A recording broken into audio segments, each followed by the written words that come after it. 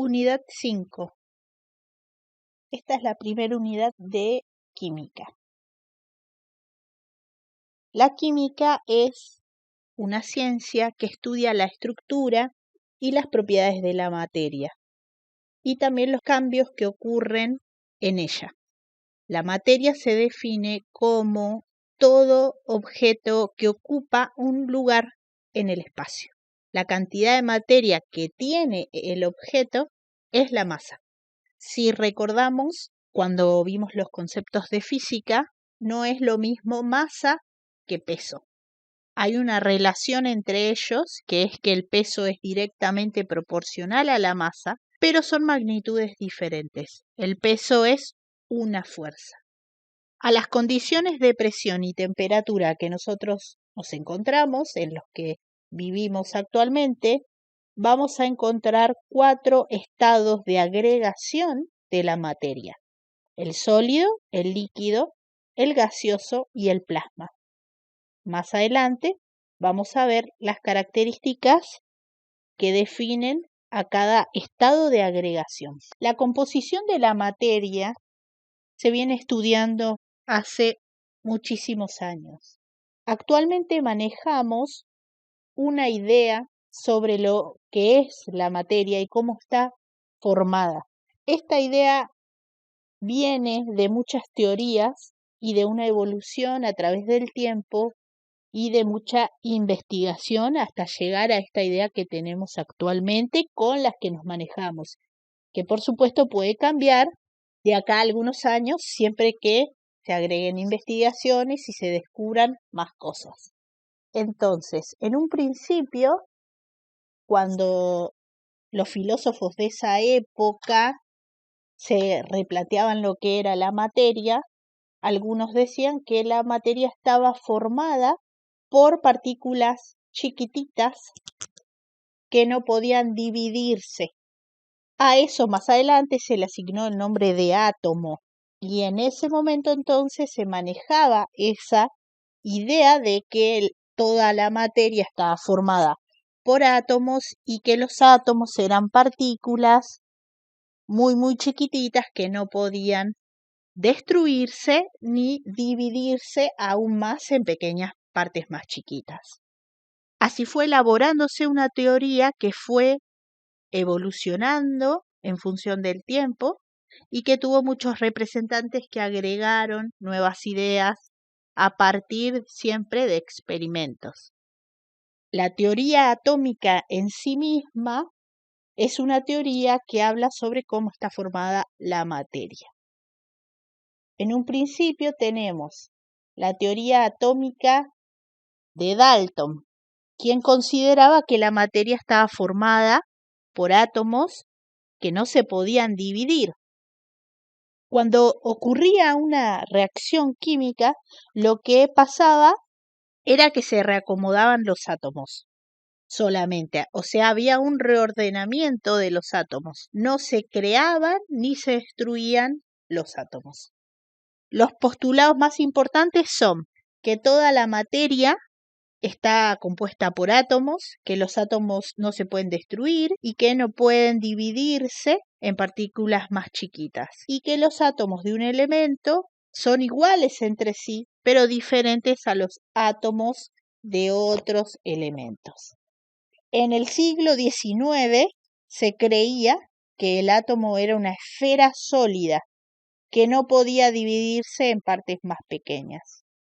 Hasta que en 1897 Thomson postuló que la esfera no era sólida, porque él, a partir de un experimento que lo pueden encontrar con nombre tubo de rayos catódicos, él describe la existencia de partículas más chiquitas dentro del átomo. Encuentra a los electrones, que sí son partículas que para él no pueden dividirse en otras más pequeñas y que tienen una carga neta negativa. Con él aparece el concepto de carga eléctrica. Entonces, en función de esta teoría, los átomos no podían dividirse, sino que estaban formados por partículas más chiquitas llamadas partículas subatómicas. Esta idea tenía muchas falencias y no pudo prosperar así completamente porque se sabía que la materia no estaba cargada negativamente. Por eso los átomos no podían estar cargados negativamente. Entonces, surge a partir de pensar de esta forma que estas cargas negativas deberían ser compensadas entonces por partículas con carga positiva. A raíz de pensar en esto y buscar las partículas positivas es que se determina la presencia de las partículas llamadas protones. Entonces, el átomo, que es eléctricamente neutro, va a tener un número igual de protones y de electrones.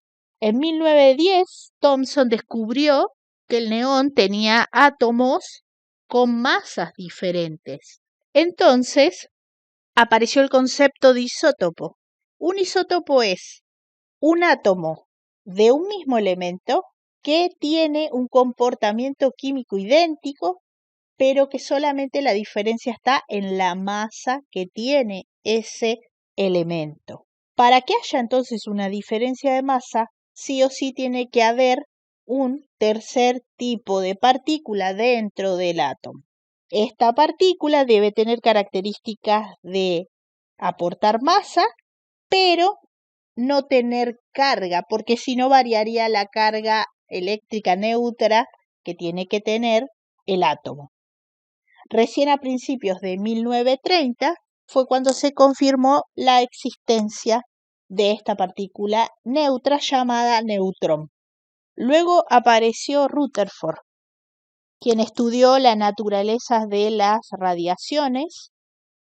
Pueden, si quieren ustedes, buscar qué experimentos hizo a través de hacer pasar rayos por la materia y con eso él pudo demostrar cómo era la distribución adentro del átomo.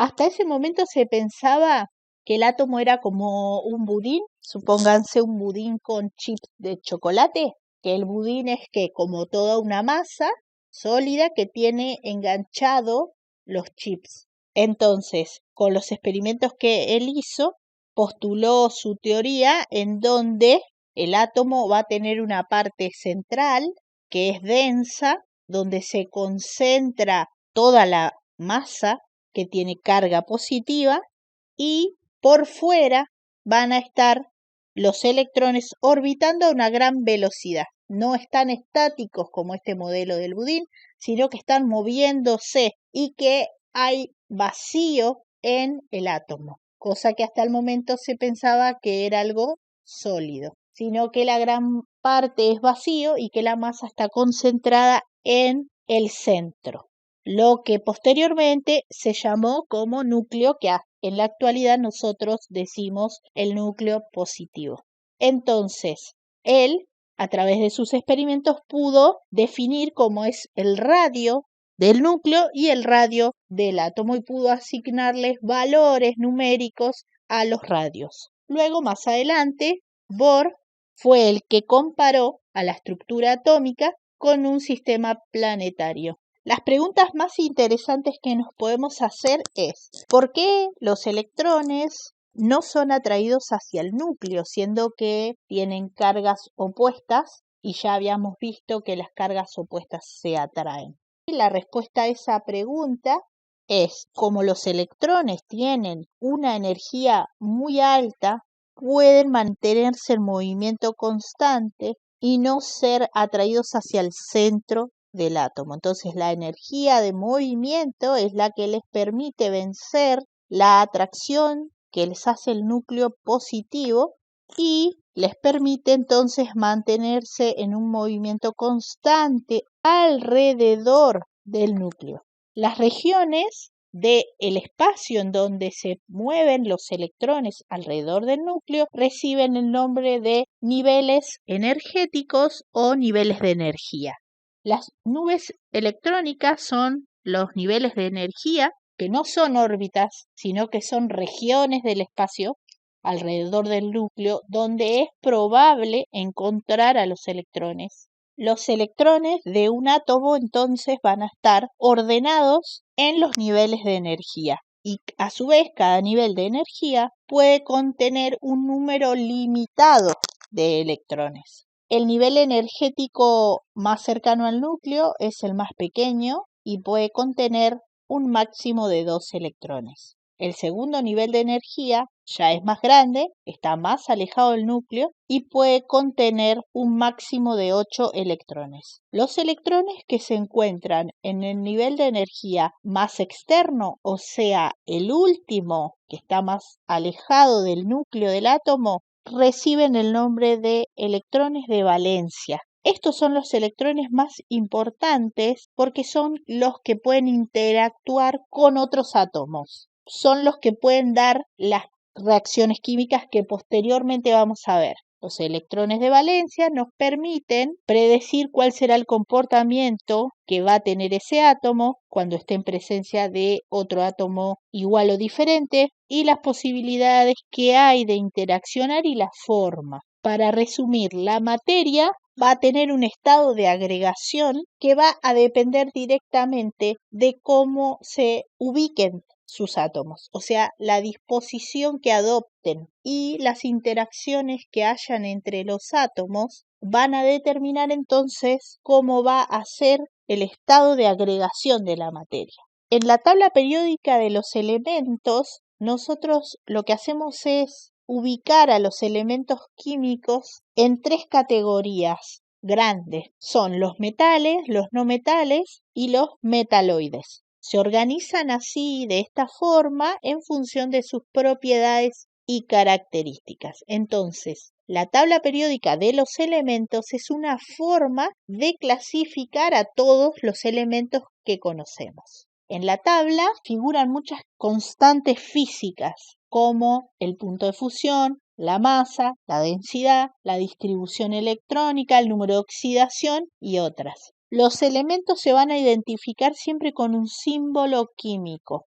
Estos símbolos son letras y son asignadas para poder identificar a cada elemento. A su vez, estos símbolos conforman un lenguaje característico y universal, o sea que en todo el mundo nosotros vamos a conocer con el mismo símbolo a cada elemento. Algunos elementos se representan con una sola letra, otros con 2 letras y otros con 3 letras. Siempre la primera letra se escribe en mayúscula y si hay una o 2 letras más, esas letras van a ir en minúscula.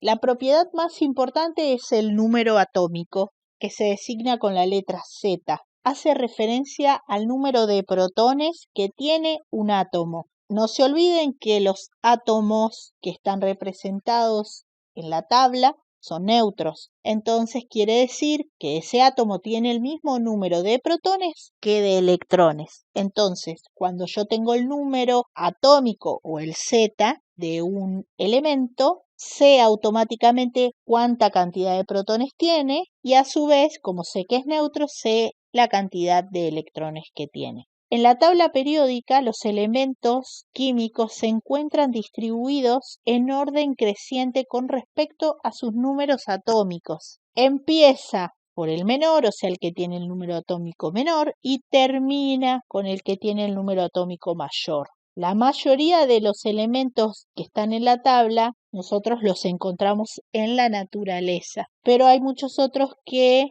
se fueron agregando posteriormente que son producidos sintéticamente, o sea, en un laboratorio. El número atómico es quien determina la identidad de un elemento, sus propiedades físicas y químicas y su comportamiento. Entonces, en definitiva, la identidad de un elemento está dada por su cantidad de protones. El número másico es designado con la letra A mayúscula, es la suma de protones y neutrones que están dentro del núcleo de un elemento, porque la masa del electrón, como es muy pequeña, se considera despreciable. Entonces, cuando hablamos de masa, sí consideramos la suma de la masa de los protones y neutrones. Los isótopos que mencionábamos antes, dijimos que tenían diferente masa. Se comportaban igual, pero tenían diferente masa. Esto quiere decir que tienen distinto número másico. ¿Y a qué se debe? A que tienen distinto número de neutrones. Recuerden siempre eso, que si se comportan químicamente igual es porque tienen la misma cantidad de protones, porque recién les acabo de decir que los protones son quienes le dan la identidad al elemento. Pero si tienen diferente masa, entonces eso se debe a que tienen distinta cantidad de neutrones, que son partículas subatómicas, eléctricamente neutras, pero que sí tienen una carga significativa que aportan al elemento. Esta es una tabla periódica que les agregué, igual creo que en la guía tienen una, en donde ustedes pueden ver cómo fueron clasificándose y agrupándose todos los elementos. Tenemos un grupo que son las columnas, o sea, lo vertical. Nosotros podemos referirnos a los grupos designándolos del 1 al 18, por ejemplo, o podemos hacer una organización diferente que va del 1A al 8A. Esta organización es práctica cuando nosotros queremos relacionar el grupo con la cantidad de electrones de valencia que va a tener el elemento. Entonces, el grupo 1A está acá, empieza con el hidrógeno, es toda esta columna. El grupo 2A empieza con el berilio, es toda esta columna. Y luego saltamos al grupo 3A, que empieza con el boro, y es toda esta columna, hasta el 7A, que empieza con el flúor, y para abajo. Y luego el 8A, que empieza con el helio y representa a todos los gases nobles. Acá en el medio quedan separados todos los metales de transición, que así se denominan, y acá quedan agrupados de esta forma, del 1 al 8A, los elementos que se designan como representativos. Esto es como otra organización adicional, que es muy funcional, como les decía, para relacionar directamente al grupo al que pertenece un elemento con la cantidad de electrones de valencia que tiene el elemento. Un período es la línea horizontal. Dentro de un período, por ejemplo, agarremos el período 2, que tiene al litio, al berilio, ¿no? La línea horizontal hasta allá, hasta el neón. Dentro de este periodo, los elementos tienen igual cantidad de niveles de energía. Estas vendrían a ser las dos cosas más importantes que ustedes tienen que aprender sobre la tabla. Decir, bueno, en un periodo, todos los elementos que estén en el periodo 3, por ejemplo, tendrán la misma cantidad de niveles de energía. Y los elementos que estén en un mismo grupo, la fila vertical, tendrán la misma cantidad de electrones en el último nivel de energía, o sea, electrones de valencia. Los metaloides son estos elementos que quedan como en el limbo, porque son similares a los metales, que están de este lado, y similares a los no metales, que son estos. Entonces ellos tienen propiedades parecidas a los metales y parecidas a los no metales. Por ejemplo, esto, el silicio, como veíamos en la unidad de conducción, por eso veíamos que el silicio era un elemento que se comportaba como un semiconductor, dependiendo de las condiciones externas a las que se encuentre, podía conducir o no la electricidad. Se encuentra en esta parte de la tabla, siendo un metaloide. Entonces, dentro de las propiedades que hay en la tabla de los elementos, vamos a tener relaciones de tamaño y relaciones de energía. Para definir estas propiedades no se tienen en cuenta a los gases nobles, sino que a todos los elementos hasta el grupo 17 o 7A. Este grupo 8A o 18 queda afuera. En cuanto a relaciones de tamaño, tenemos el radio atómico. El radio atómico es la distancia que hay desde el centro del núcleo del átomo hasta el último nivel de energía, que es el nivel de energía más alejado del núcleo del átomo. Esta distancia se denomina radio atómico. Dentro de la tabla vamos a poder ver cómo crece el radio atómico o cómo decrece el radio atómico. En cuanto a relaciones de energía, tenemos, por ejemplo, la energía de ionización, que es la energía mínima que se necesita para separar a un electrón de un átomo y generar unión. La afinidad electrónica hace referencia a la energía que es liberada por un átomo gaseoso cuando captura un electrón. La electronegatividad, que es una de las propiedades más importantes y que nos son útiles a nosotros para predecir reacciones químicas, como ya veremos más adelante, mide la capacidad que tiene un átomo para atraer electrones cuando va a formar una interacción química para generar un nuevo compuesto o molécula. El carácter metálico de los elementos se refiere a medir cómo son estas sustancias que tienen electrones que pueden moverse libremente, como veíamos en la unidad de electricidad. El poder reductor es la capacidad que tiene una sustancia de donar electrones. Entonces, nosotros vamos a tener muchas propiedades de los elementos que van a quedar representadas en la tabla y que fueron ordenadas de una forma en donde se establece una condición. Por ejemplo, hablando de la electronegatividad, lo que se ve es que dentro de un grupo la electronegatividad va creciendo hacia arriba. Por eso la flecha tiene ese sentido. Quiere decir que arriba hay más electronegatividad que abajo. Dentro de un grupo, o sea, los elementos que están en la parte de arriba son más electronegativos que los elementos que están en la parte de abajo. Por eso la flecha tiene ese sentido. Y dentro de un período, vean que es esta flecha horizontal, esto es el período. Dentro de un período, acá la electronegatividad es menor y va creciendo hacia acá, por eso el sentido de la flecha. Dentro de un período, en la parte izquierda es menor y va creciendo a medida que te vas desplazando por ese período hacia la derecha. Entonces, acá están puestas todas las relaciones y cómo van a comportarse dentro de un período y dentro de un grupo. Hay relaciones que pueden predecirse y que los elementos fueron acomodados de una forma en donde cumplan estas relaciones de tamaño, como por ejemplo el radio atómico, y de energía, como todas las otras relaciones que hay acá. Con relación, por ejemplo, al radio atómico, lo que podemos ver es que dentro de un grupo disminuye en este sentido. Entonces eso significa, si disminuye hacia arriba, acá es menor el radio de estos elementos que estén acá y acá es mayor el radio. Entonces las flechas hacen indicativo a la palabra que dice acá. Si es de acá, acá aumenta, acá es mayor. Como estas propiedades que dicen aumenta. Si dice disminuye, entonces significa que disminuye hacia la derecha a medida que avanzamos, porque el sentido de la flecha está acá.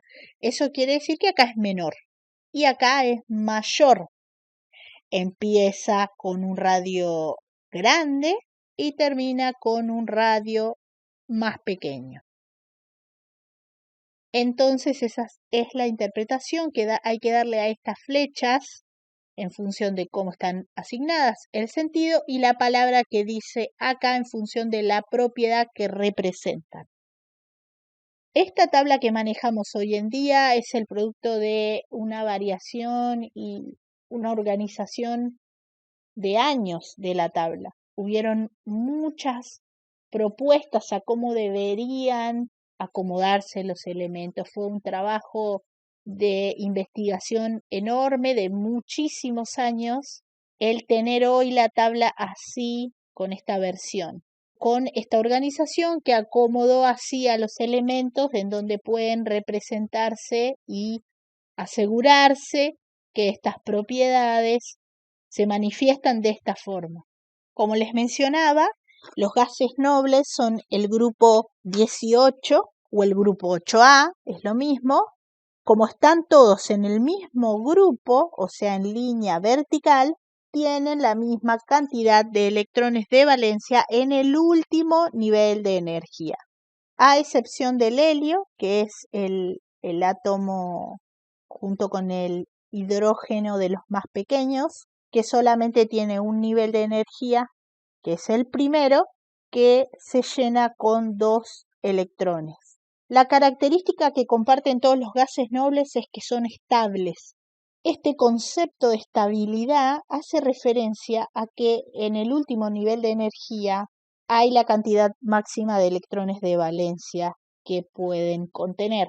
O sea que el nivel de energía está lleno. Al estar lleno no reaccionan con otros elementos. O sea que no pueden formar enlaces químicos. La hipótesis que sostiene a las reacciones químicas es la hipótesis que dice que los elementos entonces van a siempre intentar parecerse al gas noble más cercano que tienen en la tabla. O sea que van a reaccionar con otros átomos porque quieren tener el último nivel de energía lleno y eso les da la estabilidad necesaria. Entonces, en función de esto, siempre se habla de que el comportamiento de los átomos tiene bases en donde se busca siempre la estabilidad y los parámetros de energía. Nosotros no vemos en esta materia cómo es la energía que hay adentro de cada nivel, cómo se reorganizan y cómo varía la energía en función de asociarse entre átomos. El diagrama de Lewis es un modelo que sirve para poder representar simbólicamente cómo se van a unir los átomos y también poder visualizar cómo van a ser los compuestos que se formen de la interacción de los átomos. Lo que se muestra en el diagrama siempre va a ser el símbolo químico de ese elemento y solamente se representan a los electrones de valencia, o sea, a los electrones del último nivel de energía. Estos electrones se van a representar como puntos o como símbolos chiquitos que están rodeando al elemento, al símbolo químico. Entonces, el diagrama de Lewis nos sirve para poder representar a un átomo con sus electrones de valencia o también nos sirve para poder representar una reacción química que ocurre entre varios átomos. Acá les dejé entonces esta imagen en donde podemos ver, por ejemplo, el sodio, el símbolo químico, que es Na, el cloro, que es una C y una L minúscula, y los electrones de valencia que tienen en el último nivel de energía. El sodio tiene 1 porque pertenece al grupo 1. Acuérdense que el grupo a mí me dice automáticamente cuántos electrones tendrán de valencia. Y el cloro pertenece al grupo 7A. Entonces eso indica que tiene 7 electrones en el último nivel de energía. Cuando entre ellos formen una interacción, una reacción química, se va a formar el cloruro de sodio, que es el compuesto que está acá, donde se va a ver cómo comparten. Después vamos a tener, por ejemplo, cloruro de bario, acá pueden ver, como el bario que está en el grupo 2, tiene 2 electrones de valencia, el hidrógeno y el oxígeno formando la molécula de agua, donde se ve cómo comparten los electrones. El oxígeno está en el grupo 6A, por eso tiene 6 electrones en el último nivel de energía, y otras moléculas más en donde ustedes pueden ver la relación que hay entre el grupo y los electrones de valencia y cómo pueden ver representado el diagrama de Lewis. Para el elemento solo, por ejemplo, y para el compuesto que se arma de la interacción de esos 2 elementos. Por último, para terminar esta guía, les dejo lo que es configuración electrónica, que hace referencia a cómo se organizan todos los electrones que tiene un átomo dentro de los respectivos niveles de energía que tiene ese átomo. Dentro de los respectivos niveles de energía que tienen todos los átomos. Entonces, ¿en qué consiste esto? para yo poder armar la distribución electrónica de un elemento, lo que tengo que ir haciendo es seguir las flechas, el sentido de las flechas. Entonces voy a pasar primero por este nivel de energía que es el 1S. Sigo las flechas, sigo por la línea punteada, sigo por acá, hasta que llego al nivel 2S. Si se llena, sigo. Dependiendo de la cantidad de electrones que yo tenga, será el nivel en el que quede. Entonces, lo que hay que recordar para poder hacer esto es que el nivel de energía S se llena con 2 electrones. El nivel de energía P se llena con 6 electrones. El nivel de energía D se llena con 10 electrones. Y el nivel de energía F se llena con 14 electrones. Por un lado, entonces, tener presente cuántos electrones hace falta para llenar cada nivel de energía. Y por el otro, siempre recordar la forma en la que me tengo que mover a través de este diagrama o árbol que le dicen. Entonces, recordar que tengo que moverme siguiendo las flechas. Acá, por ejemplo, el helio tiene este 2 acá abajo porque representa su número atómico o Z. Acuérdense que el número atómico es la cantidad de protones que tiene un átomo, pero como es neutro, siempre la cantidad de protones va a ser igual a la cantidad de electrones que tiene ese átomo. Entonces, el número atómico es 2, tiene 2 electrones. Si tiene 2 electrones, voy a empezar y el nivel 1S2 se llena con 2 electrones. Como ya completé, no puedo seguir porque acomodo esos 2 electrones y ya está. Ahora, el neón, por ejemplo, dice número atómico 10, o sea que tiene 10 protones. Si tiene 10 protones, como es neutro, tiene 10 electrones. ¿Y qué hago? Empiezo a acomodar, digo, 1S2, ahí acomodé 2 electrones. Me faltan acomodar 8 más. Sigo avanzando por el árbol, me desplazo por estas líneas y llego al 2S2 completo. Lo completo y ya voy acomodando, sumo acá arriba 2 electrones más 2 electrones dan 4 electrones, pero tiene 10, significa que me hace falta acomodar todavía 6 electrones más. Me sigo entonces moviendo por las líneas, avanzo y encuentro al nivel 2P. Como necesito acomodar 6, el nivel P me permite acomodar máximo 6, justo lo que yo necesitaba. Entonces acomodo 6 electrones y ahí me detengo. 2P6. Si yo sumo los superíndices, o sea, el numerito que está acá arriba, serían 6 más 2, 8, más 2, 10. Justo 10, lo que necesitaba acomodar. Así debería seguir. Si tuviera 18, yo sé que 1S2, 2S2, 2P6, ya ahí, hasta ahí voy 10. Me faltan acomodar 8 todavía. Bueno, entonces, ¿qué hago? Desde el nivel 2P6 lleno, me sigo moviendo y voy hasta el 3S2. Acomodo 2 y todavía tengo 6 más. Entonces me sigo moviendo y voy hasta el 3P6. Ahí acomodé 18. Noten esto. Acá que armamos justo. Gases nobles, que veníamos hablando, que los gases nobles tienen su último nivel de energía lleno. Por eso yo noto que terminan en números enteros como 2P6, 3P6, 4P6, hasta acá. No voy a anotar 3P5, por ejemplo. 3P5 correspondería al átomo que está antes del argón. Ahora lo miramos en la tabla, para que se den cuenta que si no están completos son átomos diferentes y no son gases nobles. También verán que la configuración electrónica es diferente y específica para cada átomo, porque se relaciona con la cantidad de electrones que tiene. Y la idea es que todos tienen una cantidad de electrones diferente y incluso que ascendente, porque se relaciona con la cantidad de protones que tienen, que es ascendente dentro de la tabla. Esa es la organización que tiene la tabla.